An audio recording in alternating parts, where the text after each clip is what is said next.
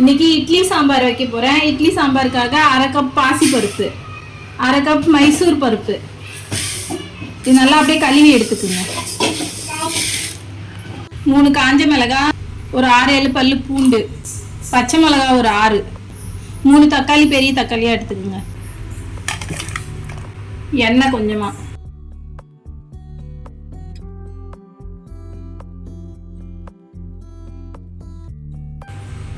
மஞ்சத்தூள்,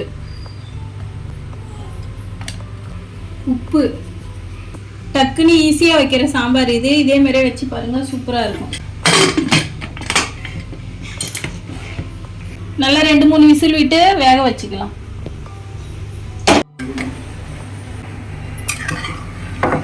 பருப்பு நல்லா கொலைய வெந்துருச்சு, கடைஞ்சி எடுத்துக்கலாம்.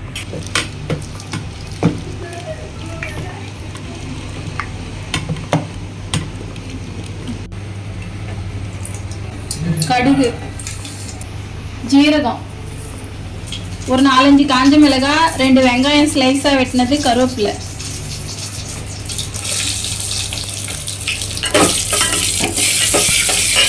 வெங்காயத்தூள்,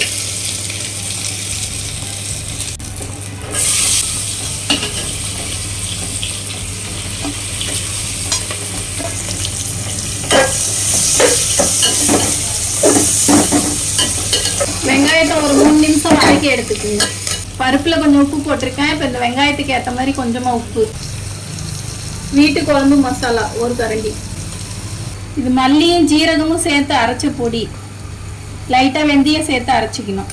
இது ஏற்கனவே எப்படி அரைக்கிறதுன்னு வீடியோ போட்டிருக்கேன். சாம்பார் பொடி வீடியோன்னு போட்டிருக்கேன், எப்படி அரைக்கணும்.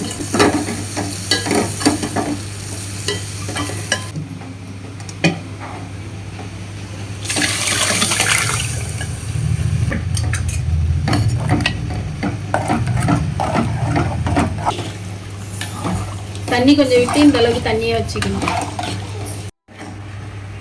கொதி வர்றதுக்கு முன்னாடியே கொஞ்சம் இடையில கிண்டி விடுங்க, இல்லைன்னா அடி பிடிச்சிக்க. ஏன்னா பாசி பருப்பு போட்டிருக்கிறதுனால சாம்பார் வந்து தடிப்பா ஆகும். கொஞ்சம் பருப்பு போட்டாலே நிறைய சாம்பார் வைக்கணும். சாம்பார் நல்லா கொதிச்சிருச்சு. இப்போ கேஸ் ஆஃப் பண்ணிக்கலாம். ஆஃப் பண்ணிட்டு கொஞ்சமா கருவேப்பிலை, கொஞ்சமா மல்லி இலை,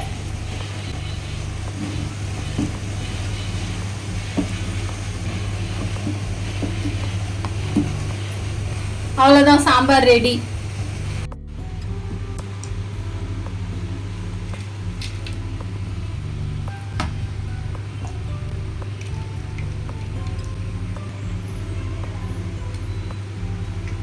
உடனே சீக்கிரமா செய்யற மாதிரி சாம்பார் இது. பாசி பருப்பும் மைசூர் பருப்பும் சேர்த்து செஞ்ச சாம்பார் சூப்பரா இருக்கும். இதே மாதிரி செஞ்சு பாருங்க. சட்னா செஞ்சிடலாம்.